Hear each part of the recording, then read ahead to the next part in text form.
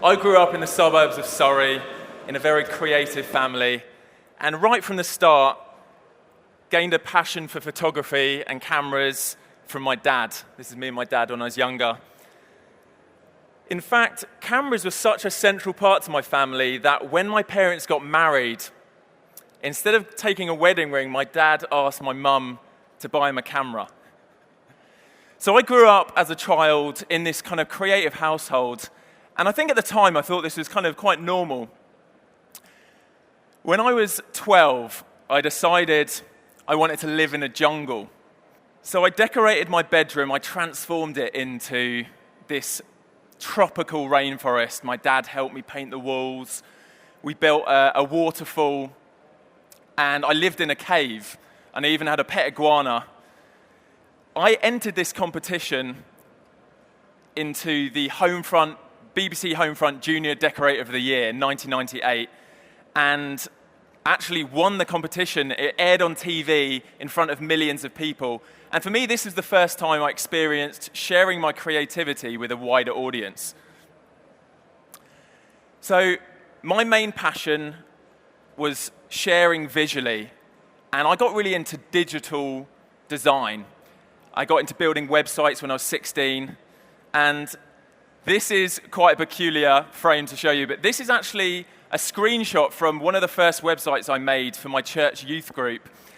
And I didn't know at the time, but this was the first experiment with social media. This is way before Facebook, Instagram, YouTube, before any of the social platforms. I wanted to share my creations and my photography and my videos with my friends.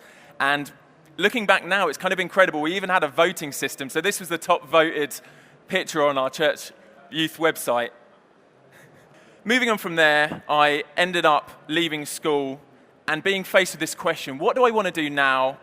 I studied like kind of creative subjects, so like art, graphics, and I got into IT. But then I came with this decision: do I follow this normal route of university and then get a career, or was I open to something else? So I took a gap year, although I had a graphic design degree lined up, and I ended up in that gap year going to do work experience at Sky TV. So for me, this was just a continuation of my passion for visual creativity. And I ended up getting offered a job here, and it was an amazing career path. It was 3D animation. I had experts around me learning the field. But after a while, I thought, this just isn't for me. As you can see kind of blurry in the background, that was actually the building I worked in. So for 2.5 years, I worked in an office at a big corporate company, and I thought, this doesn't quite feed my passion for creativity, doesn't give me that bigger thing I want. And there were so many passions I had, including kind of travel. So I ended up quitting the job. Some of my friends thought that wasn't a wise move, but I ended up leaving and going freelance, which gave me the freedom to do work on the move, do a bit of travel, and I ended up kind of really learning to live minimalistically.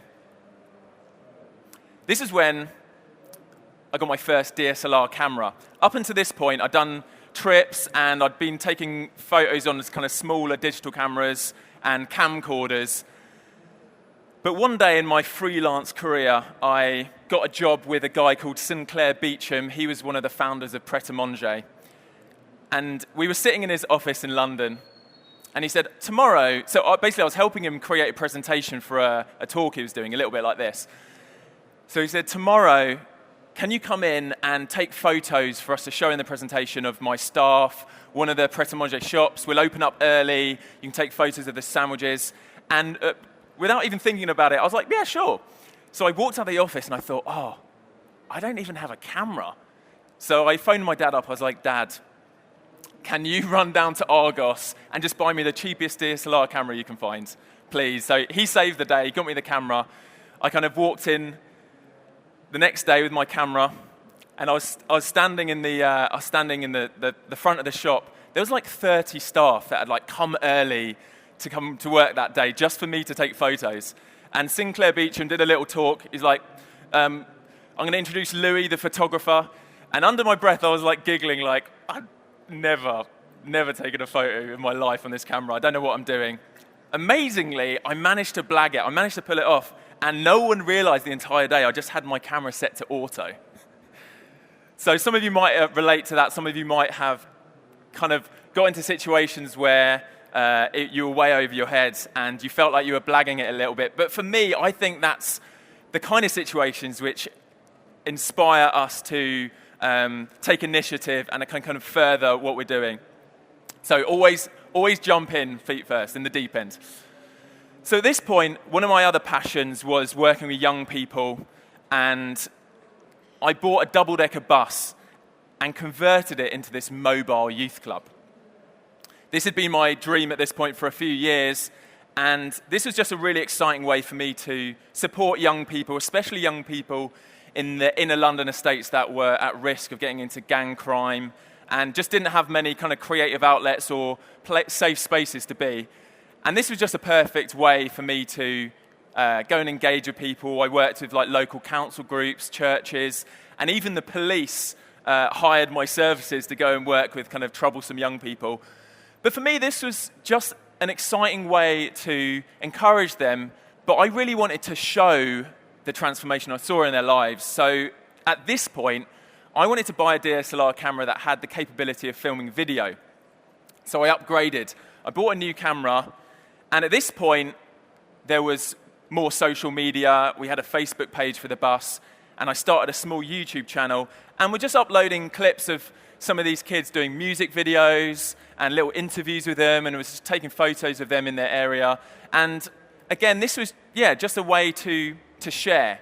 I'd really loved doing things, but even more just loved sharing them. This is when my life took a bit of an interesting turn. And with a few experiments I'd done with this new camera, we'd filmed stuff on the boom bus, and I'd filmed some monthly music events in our house. I was living with some friends, and we were throwing those on YouTube. And as a group of friends, we were really intrigued by this platform. This is a platform anyone can upload onto, and you've got an audience of the entire world is there. And there's no one controlling the content you're making. There's no one telling you what to do. It's just a free-for-all. So one evening, I was at my friend's house. We were a little bit bored. I had a bit of a reputation as my party trick that I'd just eat really weird things. So one of my friends said, we should just film a video for YouTube and try and make it go viral. So we went down to the shops and bought a bottle of wasabi sauce. And this was just absolute, there was no aim in this other than just fun, and we're just going to, throw it on YouTube. Drank a bottle of wasabi sauce and uploaded it. And at the time, I didn't realize how significant that was. This was the beginning of my online persona as FunForLouis. And within a few months, every week, we were just uploading these really, I thought, quite funny videos of me trying to eat strange things. So this was kind of sensational video content. It wasn't like meaningful in my eyes in any way. It was just a bit of fun. It gained a lot of traction. I started getting millions of views. And suddenly, it dawned on me, wow, suddenly I have an influence here. I have power. But what's the message I'm sharing? It wasn't like a powerful message. It wasn't anything significant. But I did realize at this point as well, YouTube is one of the best platforms, I think, in terms of instantly monetizing any content you put on there. So when you upload a video, you've got an option to display an advert, for those of you that don't know, and you can earn money immediately from the views. So if you're getting a lot of views, at this point, I suddenly realized I could be earning money, and this could be some kind of really bizarre career move that I could actually survive on this. At the same time, I was meeting other creators on the platform. So this is like a broad group of other YouTube friends I made, and they were making all sorts of other content, whether it was like comedy sketches or just bedroom vlogs, beauty tutorials, music. And it got me thinking, I don't want my legacy to be the freak who eats things on YouTube. I think I've got a lot more to share than that in my life. And at this point, it really felt like I'd hit a crossroads. And things had got pretty extreme on my FunForLouis channel.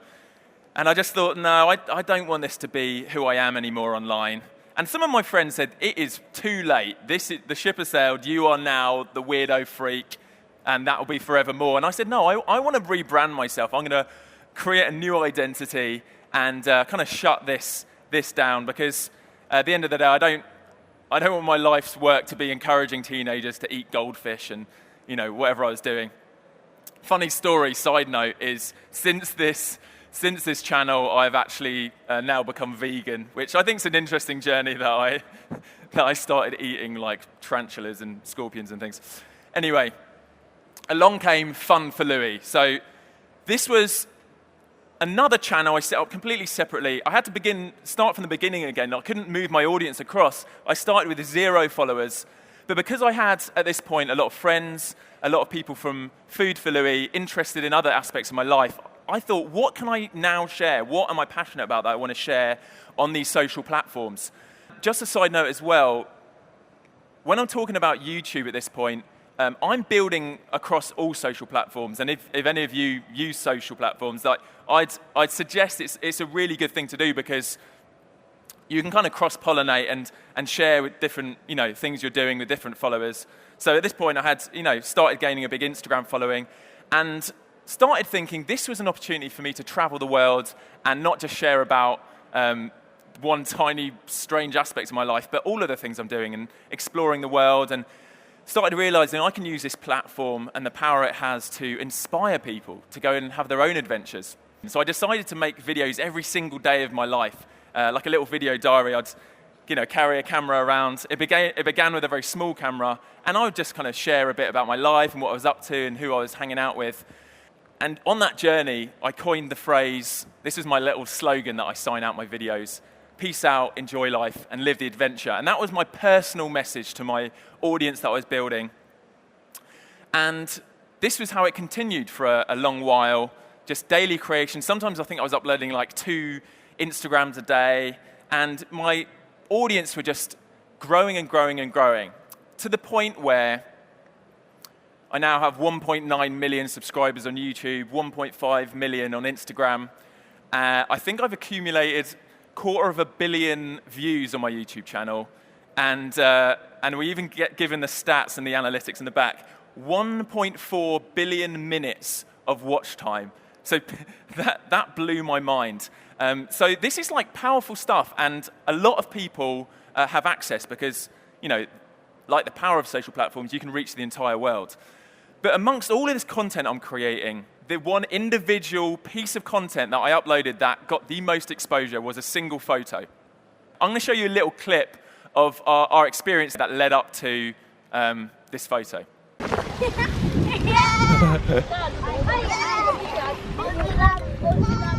The whole family here. Yeah!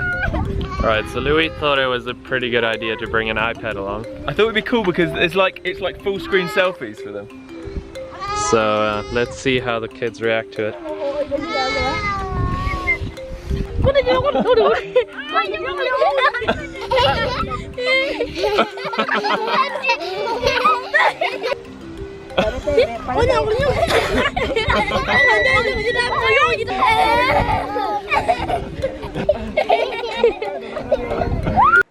So that day, this photo was taken. I was showing them the iPad. JP snapped this shot. And at the time, I didn't think much of it. I thought it was pretty cool. As you saw the video clip, it was a pretty cool experience. But this photo summarizes the excitement in these kids' faces, the absolute confusion, like they'd never seen anything like this. In some ways, I felt a little bit bad. I was almost like, oh, am I messing with, are they all going to want iPads now? Have I ruined this tribe? But anyway, uploaded this photo onto Instagram. Within days, this photo went viral on the internet. Instagram was a catalyst, and this went everywhere. This was popping up on every Facebook page, every Twitter account. I think millions upon millions of people saw this photo. It got a life of its own. People were labeling this photo the best photo on the internet. And it was incredible. It was actually fascinating to watch this virality, this spreading around the world. It got so big that actually Tim Cook at Apple found out about it, and he used this photo in a private keynote he was doing. And then that led on to me being able to sit down with Apple and and talk about how they wanted to support other projects I was doing. And then a few months ago, my friend sent me this from an art gallery in Shoreditch in London. Someone had painted the photo. So for me, this shows the power of what can happen from just posting one photo online, and the way that it just spread was mind-blowing to me. Now, in a very different way, another social influencer I work with posted a photo on his Instagram account. Now, this was last year, an Instagram account, Do You Travel? He posted a photo of an Airbnb he was staying in, and in exchange for posting this photo on his account, he got a free night stay at the hotel. So there's this kind of currency almost, like, I'll do a post, you give me a free night stay somewhere. Now, none of you will guess what happened after he posted this. This went viral, and within a few days, that Airbnb got booked out for the entire year. So I've been on this journey now, 1,359 days of pretty much daily vlogs. I've been on this journey of, I guess, traveling. And to begin with, it was paying to travel, as any of us do, flying places and just trying to capture the beauty and share that with my audience and find cool places to go. And then, like you just saw, places were offering me to come and stay. Oh, can you post on our hotel? Can you post on this location? Tourism boards were contacting me, flying me out places with friends to go and visit places, knowing that the power of my audience and the connection I have with my audience and what I shared with them was valuable to them. So that was an interesting step for me and really exciting. I thought, wow, I can travel the world for free just from posting on my accounts. Then, as you saw from the last photo as well, the power is actually more than just getting a free stay, but the fact that Airbnb booked out for the entire year, that's worth paying for, that's worth money. So the next step for me was, it really turned into a business at this point. And up till then, I'd just been earning, some money on YouTube, but then brands and tourism boards started offering to pay me to come and document what I saw, whether it's through photography or video, and share that with my audience, and recognizing the power that that platform had. But if any of you are in the business world, it takes a lot of hard work, and I was feeling exhausted at this point from filming. People don't see behind the scenes, but I'm filming every day. I'm then spending at least 2 to 3 hours editing a video and editing photos and coloring them.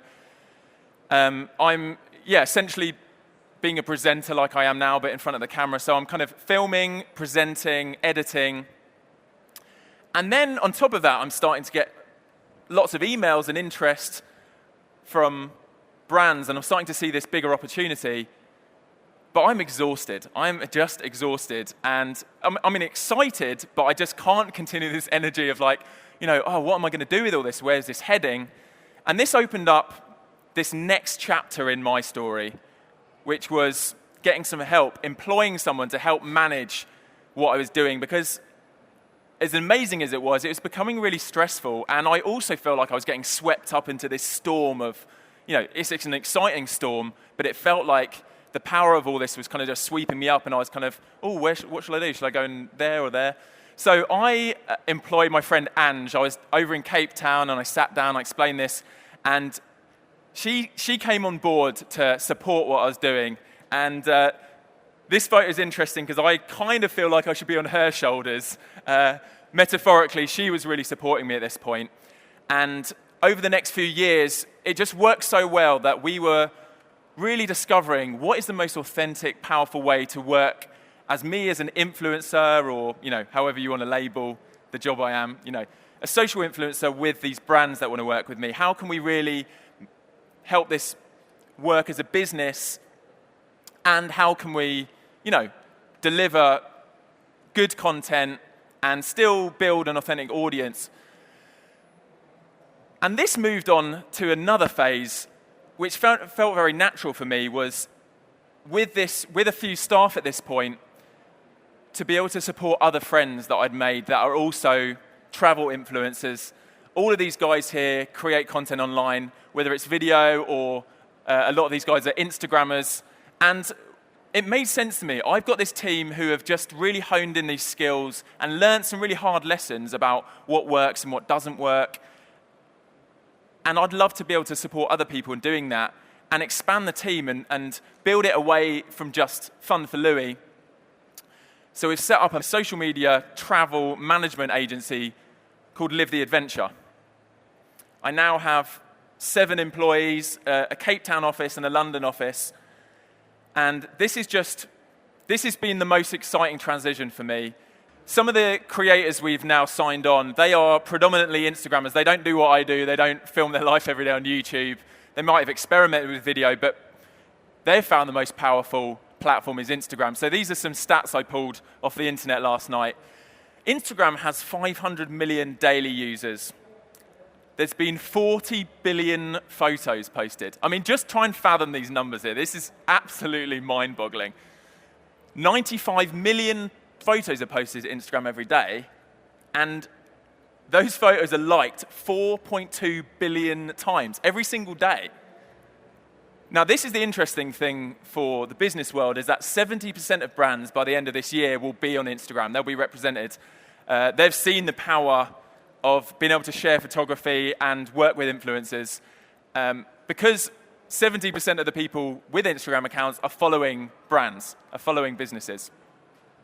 There's 3 pieces of advice I would give over the years of experience we've been building as a team and the many situations and brands I've worked with. There's 3 pieces of advice I would give any brand or influencer working together. One would be, don't try and create a commercial. It's not about giving an influencer a script or a phrase to say. There has to be this authenticity, because that creator, the audience they've been growing, is interested in them and their work. And to be able to deliver something in your own tone with authenticity is so important. Secondly, there's an element of trust involved. I've worked with brands where they want to micromanage every element of what I'm creating to the point where it's not really mine anymore. You've got to trust that, that creator knows what they're doing. They've built this audience. They've built this platform. There's got to be this element that you just step out and trust them. And thirdly, the most effective campaigns for businesses to do with influencers are long-term campaigns, not just giving them a fee and getting to post one photo advertising, one product or whatever it is, but to say, okay, let's sit down and think, how can we work together? What's the best way we can work together? What are you doing? What do we want to achieve as a brand? And how can we work that into a longer narrative? Another great opportunity I've had with working with a brand, and actually the reason why I'm standing up here today, is Sony. Last year, someone that worked at Sony saw my content, saw my videos and photos. They probably also noticed I rock around most of the time with 2 Sony cameras. I've got another one here.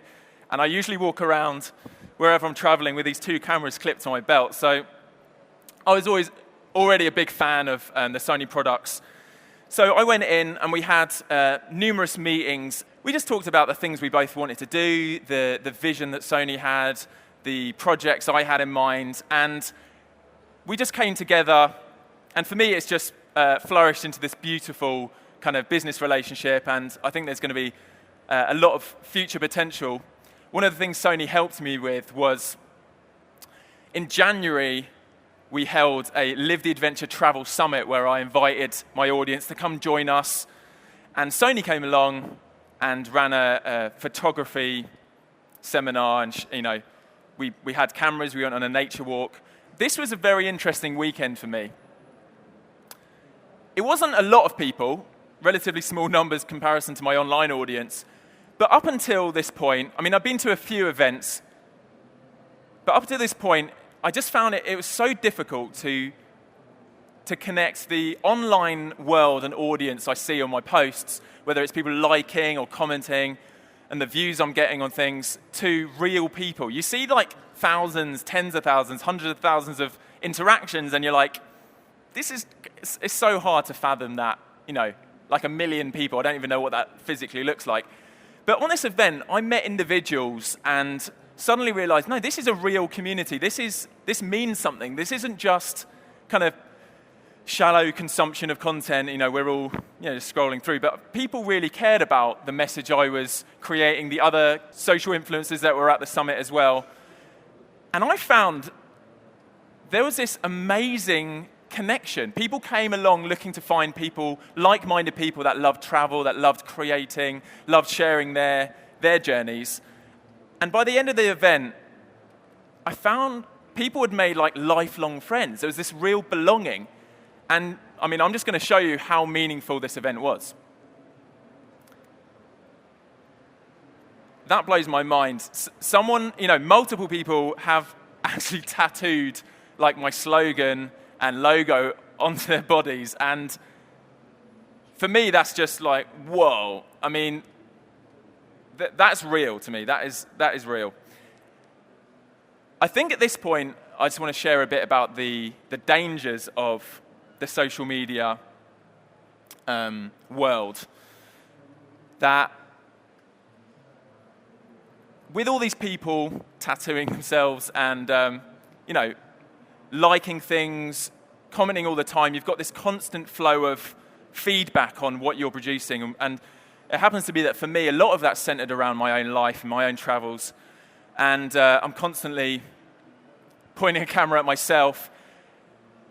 And I think there's this danger of becoming very self-absorbed and a danger of narcissism. And I see it across, this is something a lot of people have to battle with, this pressure. For me, this platform and this opportunity I've been given to share things on, to a massive audience, the power isn't just to share my own life, but to do something bigger, to do something more important, to share bigger stories, and to impact the world in a positive way. In April, I had this incredible month. I don't think I'll ever do it again because it's very intense, but me and my friend Dave, we set up this project called FunForLouis, where we were looking at some of the biggest problems in the world and how could we solve them and how could I use the platforms I had to help solve big problems and to gather my audience and to use that power to bring people together. So I put a message out across my different social platforms and said, guys, we're going to travel the world, we're going to visit multiple locations, and we really want to hear from you. So at the beginning of April last year, I traveled with Dave to Ethiopia, Dubai, India, China, Japan, South Korea, the US, Brazil, and Iceland, all in 1 month. And in each country, we held discussion groups. This is a discussion group we held in New Delhi in India. I think 60 people showed up. And mainly we were looking for what we called compassionate problem solvers. So for me, there was this broad spectrum of issues around the world, and it was exciting by the end of this month to be able to highlight 9 people that had these really compassionate problem-solving ideas and support them. We got mentors in, and we gave them a bit of funding. And all of this was made possible by the power of just posting online, just having these social platforms. And this is way more exciting to me than just posting about my own life, but having the ability to share about other people's lives. In May, we have a very exciting trip. A team of us from Live the Adventure are going out to Borneo, where there's devastating deforestation happening.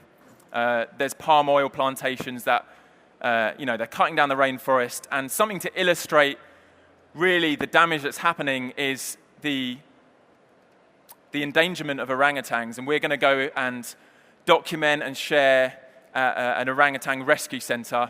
And really, again, we're just going out to find out how can we be a part of this solution, not just me, not just the team of other influencers I'm with, but this broader audience, like what can we do together to combat some of these global issues. In August, I'm embarking on what I think might be my biggest adventure yet, and you are the first guys to hear about it. There's been whisperings on my YouTube channel. I've talked a little bit, but I guess this is an exclusive announcement.